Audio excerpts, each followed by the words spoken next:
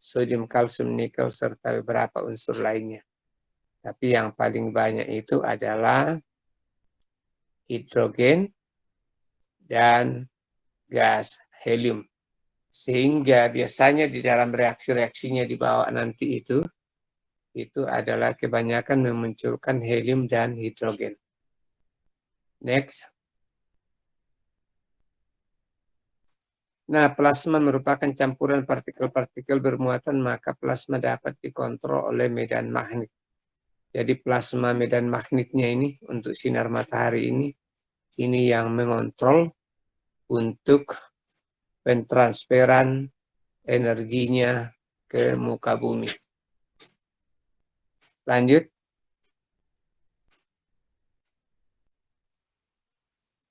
Nah, nanti fusi atau reaksi termonuklir itu adalah sebuah proses di mana dua inti atom bergabung membentuk inti atom yang lebih besar dan melepaskan energi, ya. Jadi pada saat penggabungan itu dia akan melepaskan energi. Lanjut. Nah, ini contohnya. Jadi dua baru satu bergabung lagi, ya, nanti jadi helium. Jadi nanti memang hidrogen sama helium, ya. Hidrogen sama helium yang lebih banyak mendominasi ion-ion partikel-partikel yang ada di matahari. Lanjut.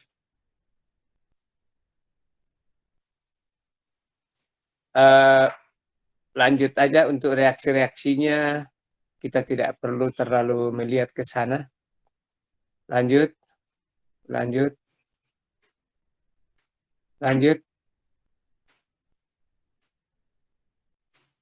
Iya, rantai-rantai reaksi di dalam astrofisika, proses fusi paling penting di alam adalah yang terjadi di dalam bintang. Meskipun tidak melibatkan reaksi kimia, tetapi seringkali fusi termonuklir di dalam bintang disebut sebagai proses pembakaran. Jadi proses pembakaran yang diakibatkan oleh adanya reaksi-reaksi. Lanjut.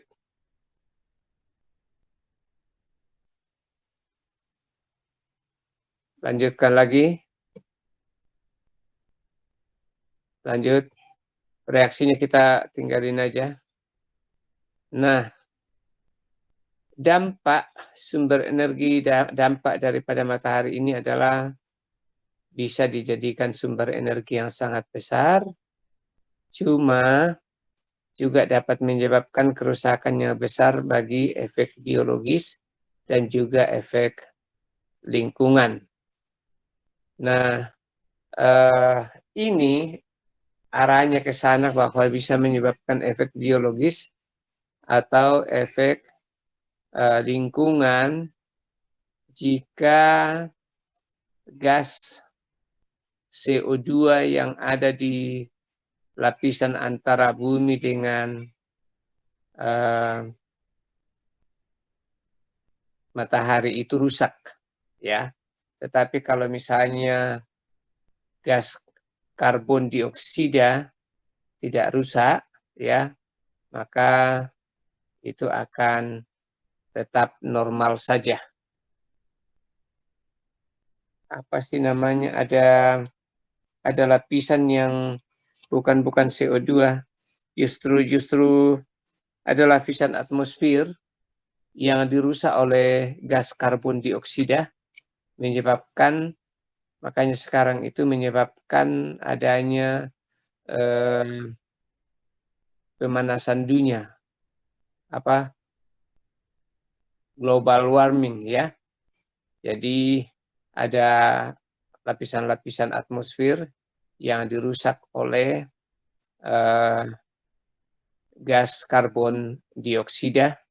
Nah, itu yang menyebabkan efek biologis dan efek lingkungan. Lanjut. Energi surya adalah energi yang dapat dengan mudah mengubah panas surya atau matahari melalui peralatan tertentu menjadi sumber daya dalam bentuk lain.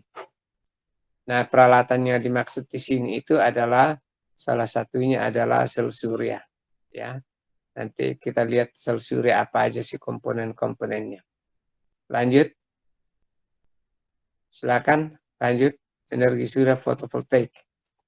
Iya, jadi energi surya fotovoltaik ini dihasilkan dengan mengubah energi matahari menggunakan sel surya yang terdiri dari rangkaian panel unsur semikonduktor.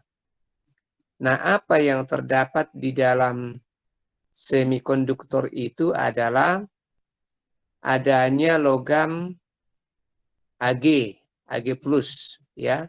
Ada logam Ag plus, kemudian ada logam silikon, itu juga plus, kemudian ada unsur boron, itu yang negatif. Ya. Jadi nanti muatan positif ketemu dengan muatan negatif, itu menyebabkan ledakan. Nah, energinya itu yang disimpan di dalam baterai, ya.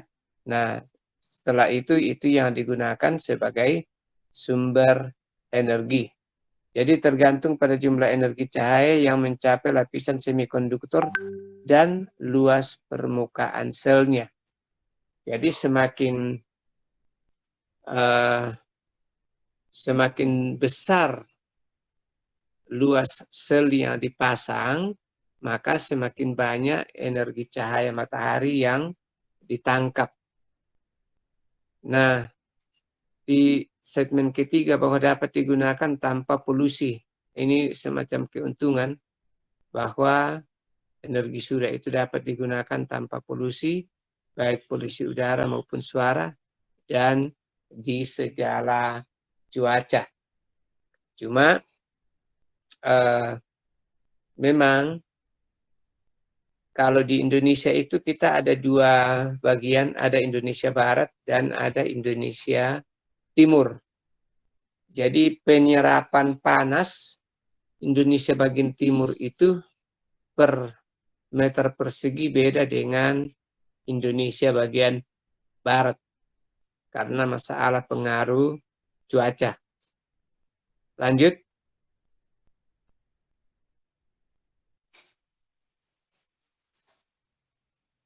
Nah, itu. Jadi yang kotak-kotak itu, satu kotak itu satu sel.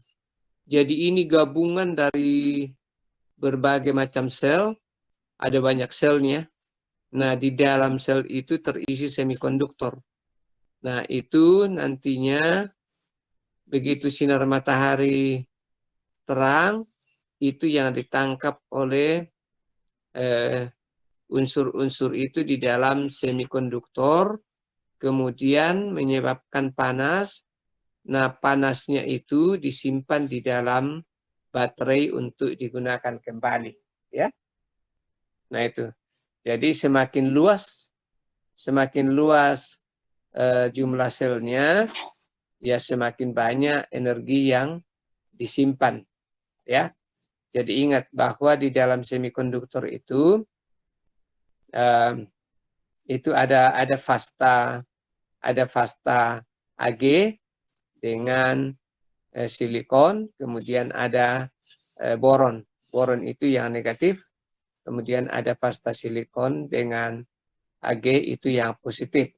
Ya itu, tapi mungkin juga ada solar cell yang menggunakan teknologi yang lain. Kalau sekarang itu sudah ada juga yang menggunakan hibrid, ya, hibrid dengan ada unsur zinc oksida, ya, zinc oksida. Jadi hibrid di dalamnya ada zinc oksida. Tapi awal-awalnya itu yang pertama kali itu adalah fasta Ag bersama dengan silikon dengan boron sebagai unsur muatan negatifnya. Lanjut.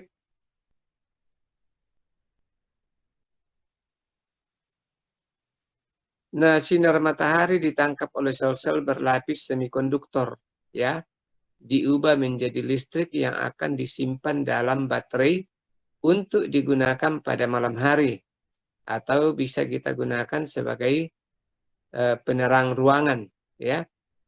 Energi yang dikeluarkan sinar matahari diterima di permukaan bumi sebesar 69% dari total energi sinar matahari, ya.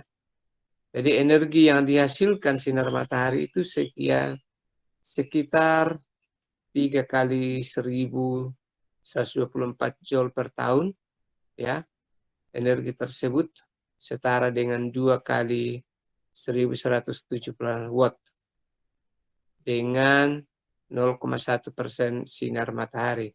Jadi 0,1 sinar persen matahari itu sudah setara dengan 1017 watt. Nah, keseluruhan sinar matahari dapat mencakup kebutuhan energi di seluruh dunia, ya. Oke, lanjut.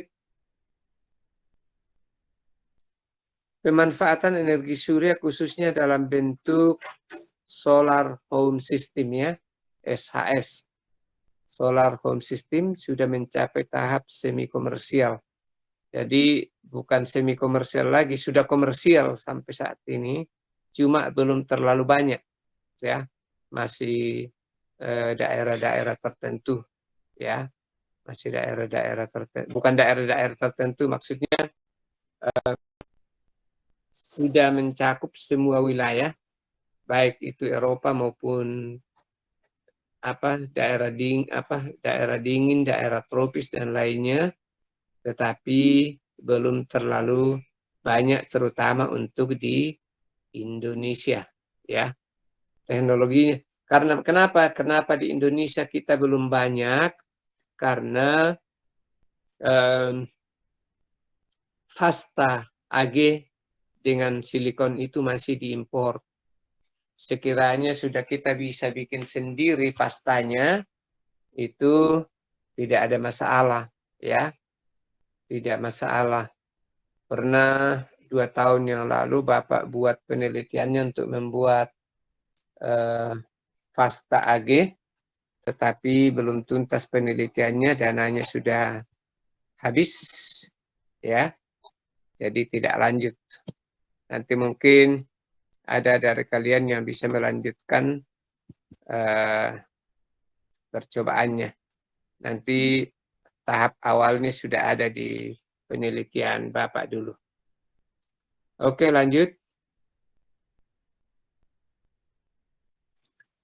Nah, sel fotovoltaik yang mengubah penyinaran matahari menjadi listrik, ya. Kemudian unit penyimpanan energi baterai, ada unitnya. Peralatan penunjang lain seperti invertor, ya. Invertor itu yang merubah, invertor untuk pompa, kemudian sistem terpusat dari sistem hibrid, ya, dari sistem hibrid. Oke, lanjut.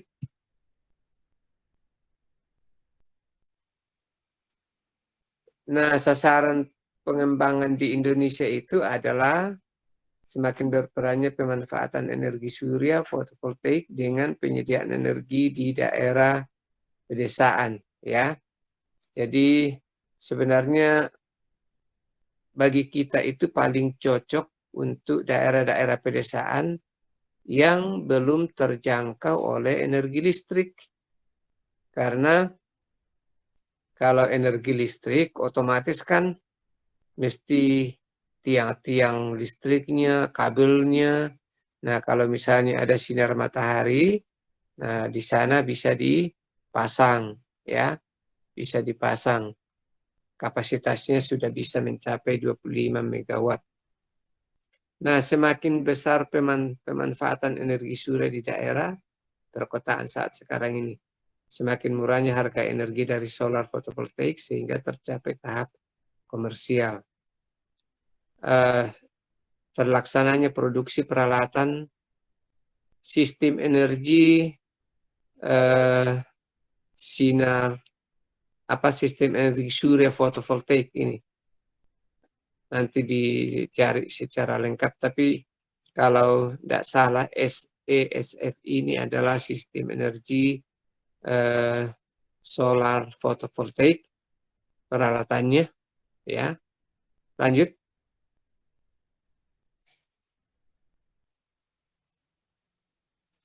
Nah, strategi pengembangan di Indonesia itu ya mau tidak mau harus mengembangkan banyak banyak sistem solar fotovoltaiknya yang dikembangkan. Tidak terlalu sulit untuk cara merakitnya, cuma bagi kita itu yang salah satu kendala bagi kita sekarang itu adalah itu yang Bapak bilang tadi, kita belum punya Fasta AG untuk Fasta AG. Kalau boron sih ada, tidak terlalu sulit kalau boron, tapi Fasta AG-nya itu yang masih sulit sehingga masih diimpor. Jadi ya kalau kita masih impor ya otomatis, padahal di Indonesia kita banyak unsur AG yang berlimpah sebenarnya. Cuma kita belum berhasil memproduksi Fasta AG. Lanjut.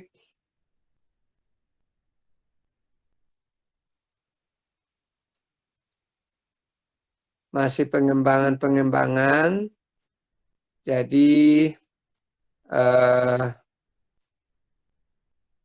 tetap apapun yang kita ingin laksanakan, ya apapun yang ingin kita laksanakan, maka mau tidak mau bahan-bahan yang dibutuhkan itu selalu dipengaruhi oleh Fasta AG. Lanjut.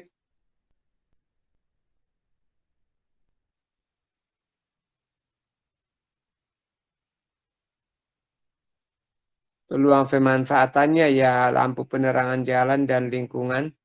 Kalau kita ke Jakarta sudah ada beberapa pemanfaatan energi solar cell di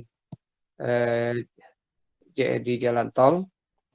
Penyediaan listrik untuk rumah peribadatan, ya.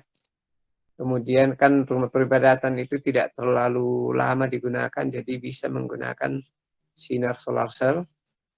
Penyediaan listrik untuk sarana umum, penyediaan listrik untuk sarana pelayanan kesehatan, kemudian penyediaan listrik untuk kantor pelayanan umum pemerintah, untuk pompa air, solar power supply, yang digunakan untuk pengairan irigasi atau sumber air bersih atau air minum. Tapi itu arahnya ke sana, tetapi untuk di energi pompa air belum bisa diterapkan di Indonesia, ya. Secara kecil-kecilan sih mungkin boleh. Kalau orang yang pakai di dalam rumah, kalau di dalam rumah pakai pompa kecil-kecil untuk menggerakkan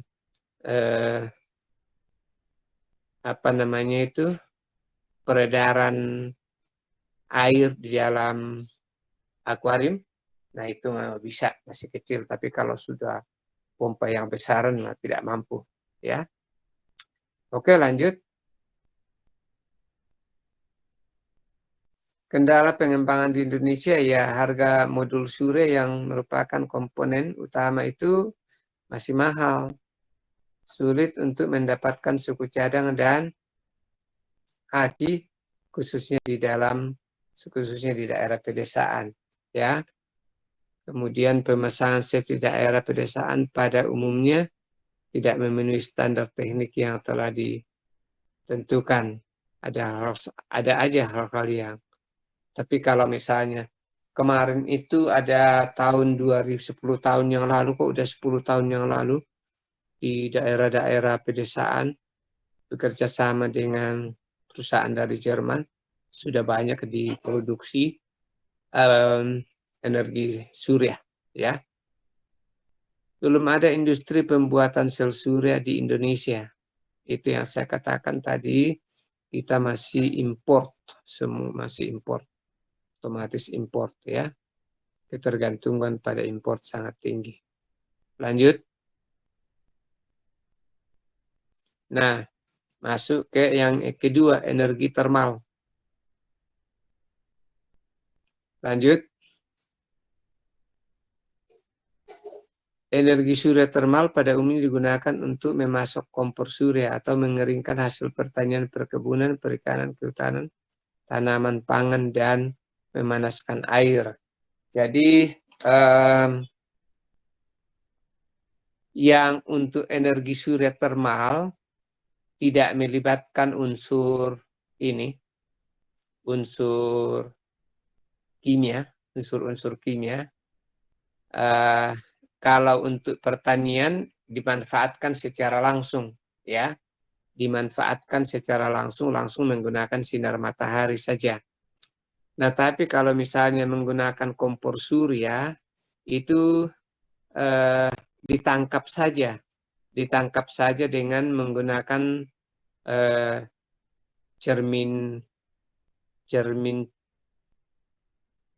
cekung ya, cermin cekung. Jadi ada cermin cekung, kemudian disinari sama sinar matahari, dia kumpulin sinarnya di situ, baru masuk ke unit kompor ya. Tentu masih ada alat-alat tambahannya ya. Jadi tapi tidak menggunakan unsur-unsur kimia lagi. Jadi benar-benar langsung digunakan energinya. Cuma di sini masih ada alat pengumpul lagi ya. Langsung masuk ke alat pengumpulnya. Lanjut.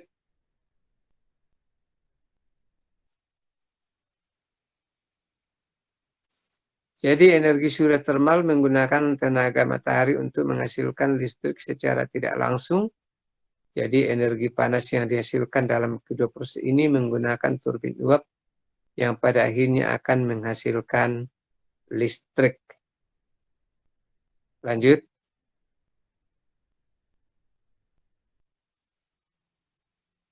Nah, peralatan-peralatannya ini ada beberapa peralatan yang memanfaatkan energi surya termal antara lain pengering pasca panen, pemanas air domestik, pemasok atau open, pompa air, kemudian penyuling air, kemudian ada pendingin, kemudian ada sterilisator surya.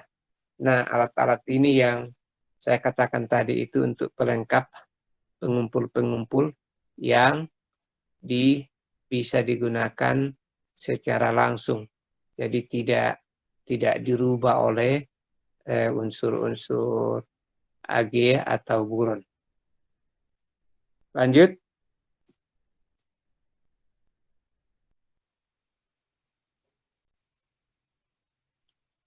Nah,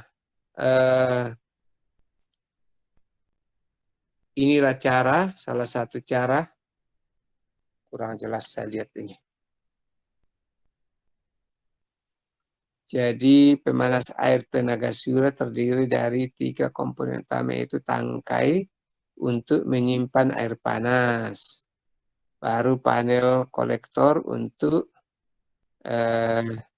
memanaskan air, kemudian ada pipa penghubung untuk mengalirkan air dingin dari tangki dan air panas dari panel. Nah, ini sih udah sebenarnya sudah kombinasi untuk jadi di dalam alat ini ada sensor panasnya. Jadi kalau sudah mau mencampur antara panas dengan dingin, itu sudah ada sensornya. Yang menjadi sensor itu adalah temperatur. Jadi gini, ada sensor, ada kontrol temperatur. Jadi misalnya kita butuhnya temperaturnya itu 32 derajat Celcius, ya. 32 derajat Celcius. Kalau misalnya temperaturnya lebih dari 32 derajat Celcius, maka kontrol yang terbuka itu adalah temperatur air dingin. Nah, nanti begitu mencapai panas lagi, maka yang tertutup itu adalah, jadi yang panas dengan yang dingin itu gantian buka. Kalau temperatur yang kita butuhkan itu rendah, air panasnya masuk. Kalau temperatur yang kita gunakan berlebih, air dinginnya yang masuk, ya. Jadi kontrol temperatur sama dengan dosing pump. Dosing pump itu pompa yang mengukur asam dan basa untuk air boiler. Kalau suasana air di dalam terlalu asam, udah agak asam sedikit, biasa ada toleransinya. Jadi netralnya itu kan pH netral kan 7. Jadi kalau misalnya ada toleransinya misalnya 6,8. Nah, nanti kalau sudah 6,8 pH-nya, maka yang asam tutup, yang masuk basah. Nah, nanti kalau misalnya temperaturnya pH-nya sudah 7,2, maka pH basah tutup, yang masuk adalah yang asam. Nah, gitu-gitu aja. Oke, lanjut.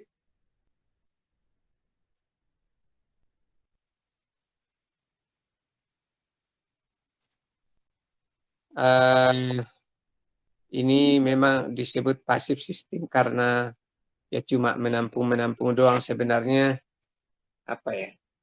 Tapi sebenarnya kurang pas juga sih sebenarnya kalau dikatakan pasif sistem. Ya namanya juga sistem, ya tetap ada aktivitas di dalamnya, ya. Air di dalam tangki mengalir turun melalui pipa penghubung ke dalam panel kolektor. Nah, kolektor menangkap panas matahari dan suhu air menjadi lebih panas.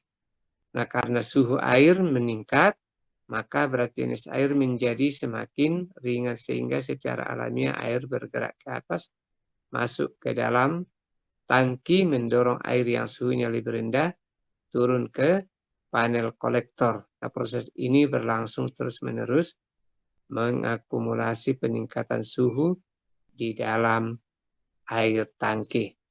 Nah, ini sih cuma sistem. Ya, ini adalah sistem kerjanya, ya. Lanjut.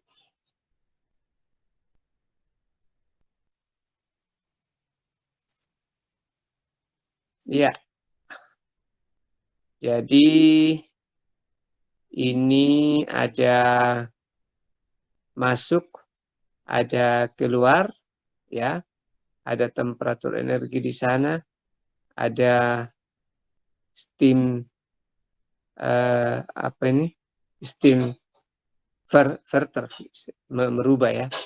Kemudian ada thermal differential control. Bapak tidak terlalu paham prinsip kerja daripada sistem kontrol ini. Mungkin yang paling tepat menjelaskan sebenarnya ini adalah orang-orang elektro, ya. Tapi lihat aja kira-kira beginilah sistemnya. Beginilah sistemnya. Nanti mungkin Anda bisa baca-baca, pelajari rangkaian kerjanya. Oke, lanjut.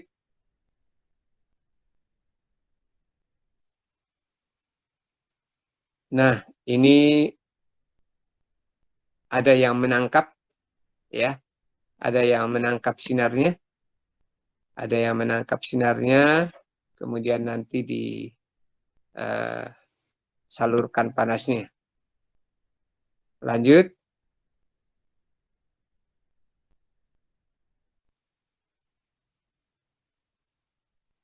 Kalau sasaran pemasangannya di Indonesia sih, kalau meningkatkan kapasitas pasif energi thermal ini, ya tetap lebih banyak digunakan di kota-kota besar, ya, tetap lebih banyak digunakan di kota-kota besar. Kemudian juga untuk kalau pertanian itu biasanya ada yang langsung, ada juga yang tidak, ya, ada yang langsung, ada yang tidak, karena kalau ada seperti beberapa teknologi pengeringan itu seperti pengeringan daun pegagan, ya, pengeringan daun pegagan atau daun antangan, ya, itu untuk obat penurun darah tinggi. Biasanya dipanaskannya dengan di atasnya dipasangi fiber, kemudian di bawahnya agak jauh ditaruh di lantai, ditaruh itu pegangannya, kemudian sambil diangin-angin, kemudian kena panas dari atas. Jadi bisa secara langsung, bisa juga secara tidak langsung. Kalau bangsa ikan, umbi-umbian itu secara langsung, tetapi kalau daun-daun untuk herbal biasanya tidak seperti itu, malah digantung di angin-angin, baru dari atasnya ada dikenain sinar matahari. Lanjut.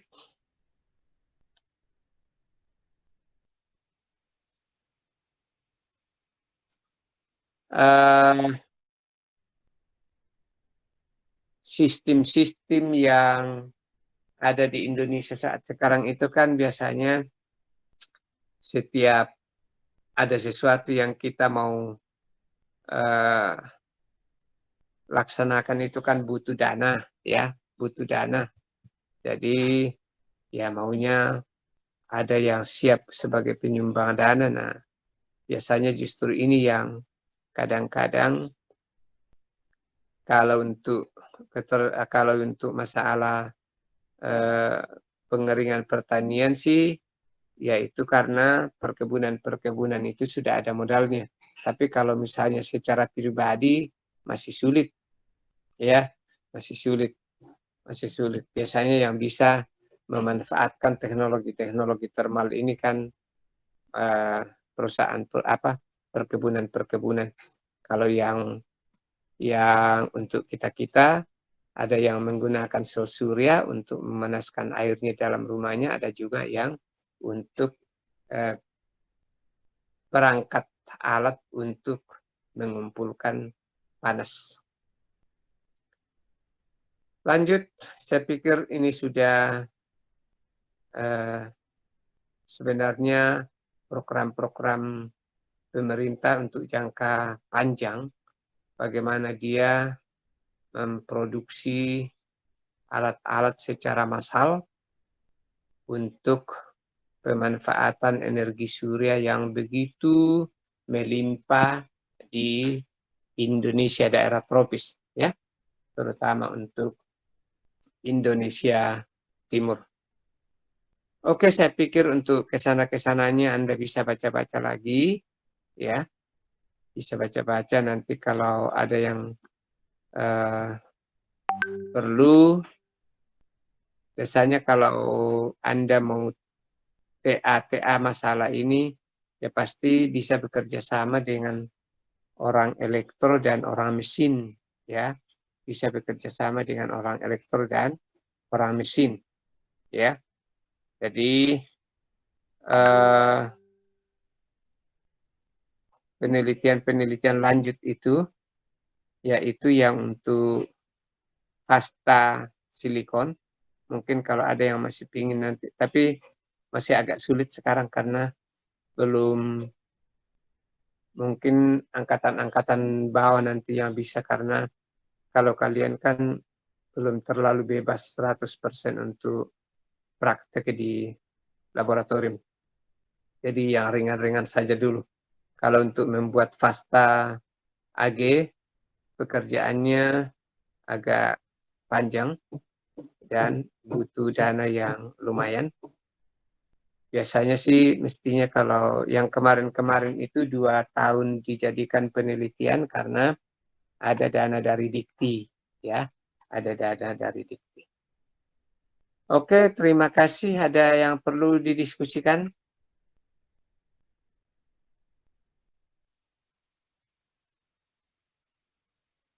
Kumaha? Ada yang mau bertanya? Silakan.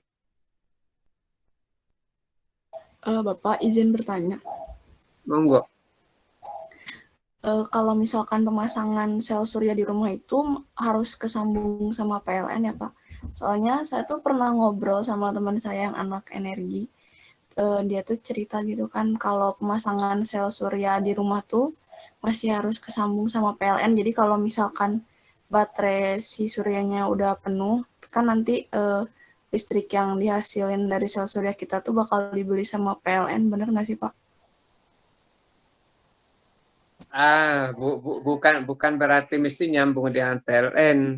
Itu sudah penggunaannya.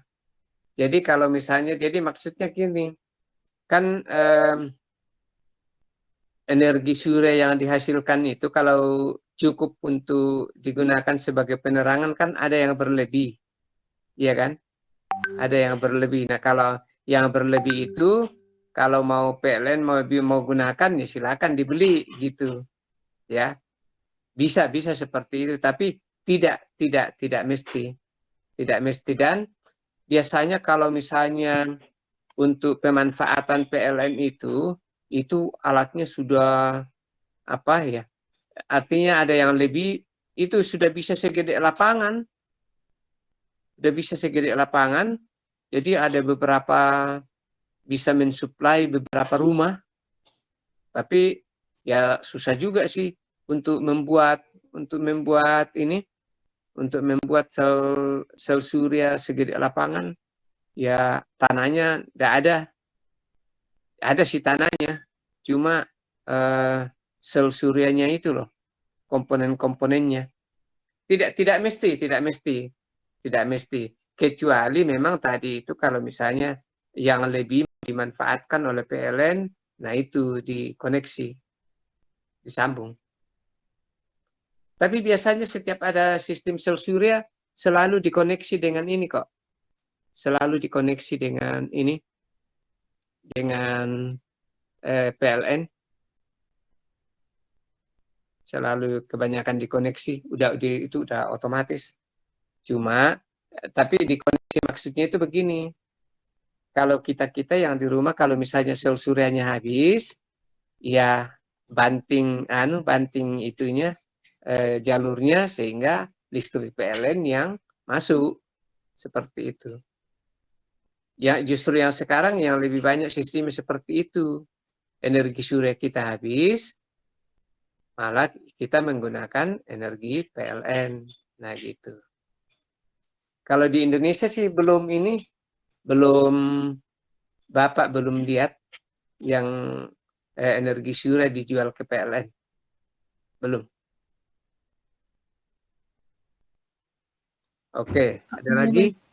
Terima kasih. Ada Pak lagi? izin bertanya Pak, Ya, mangga.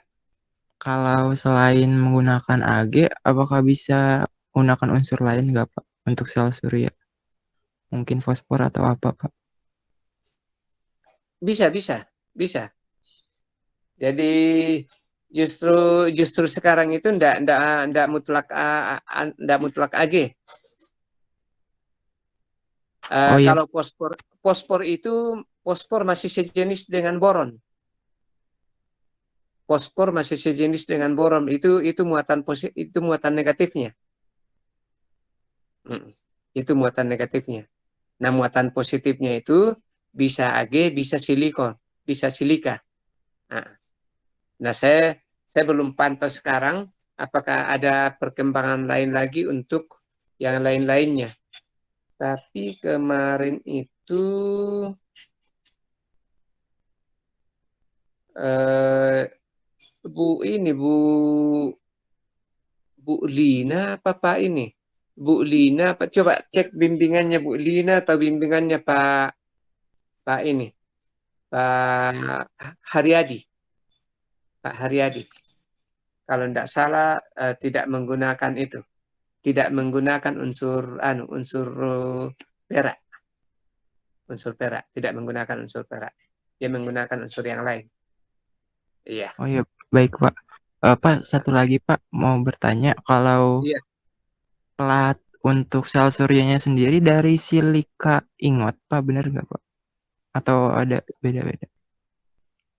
Pelatnya. Iya, iya Pak, plat Plat. sel surya. Plat sel surya tuh Pak yang warna hitamnya atau gelap itu. Ini yang saya belum tahu kemarin ini. Saya enggak nanya langsung juga ke pengajar di energi, pelatnya dibuat dari mana. Saya cuma konsen untuk unsur-unsur dalam selnya. Nah, belum ya, Bapak enggak tahu itu. Oh iya Oke. Pak, baik Pak. Terima kasih Pak. Iya. Ada lagi? Yang untuk platnya mungkin ditanya di dosen energi ya. Nah, Pak siapa namanya? Lupa saya namanya yang dosen energi itu. Pokoknya ada di departemen energi di bawah agak dekat dengan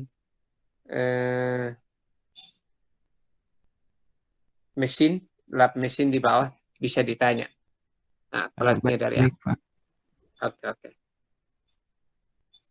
Masih ada?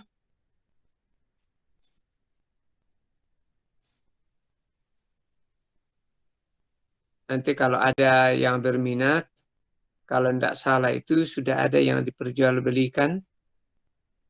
Kalau mau Anda beli, bongkar pasang, lihat kan Cina itu yang home industry itu, biasanya kalau ada teknologinya itu, dia beli alatnya, periksa, dibongkar apa segala, tahu apa aja yang ada di dalam. Nah, makanya kan Cina sekarang udah jauh lebih pintar dari Amerika kan, karena dia dibeli alatnya dibongkar. Jepang juga sebenarnya begitu, untuk bagaimana belajar dari teknologi Amerika sama Israel. Nah, akhirnya setelah itu karena memang Jepang dan Cina itu rajin, ya, jadi ya akhirnya sekarang mereka yang lebih pintar. Sekarang itu kan komputer-komputer yang digunakan di seluruh dunia itu kan udah kebanyakan dari Jepang. Komputer. Waktu Bapak kebetulan training selama setahun di Eropa itu kebanyakan komputernya itu dari Jepang. Iya. Komputer Amerika itu mahal. Jepang murah. Oke. Ada lagi?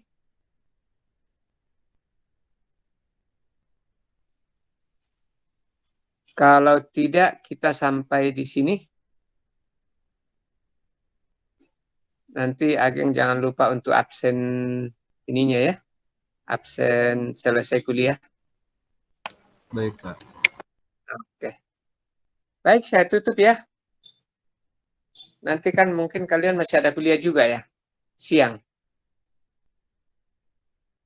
Iya, Pak, masih sama Pak Iya, Pak. Gatot. Oke. Baik, kita sampai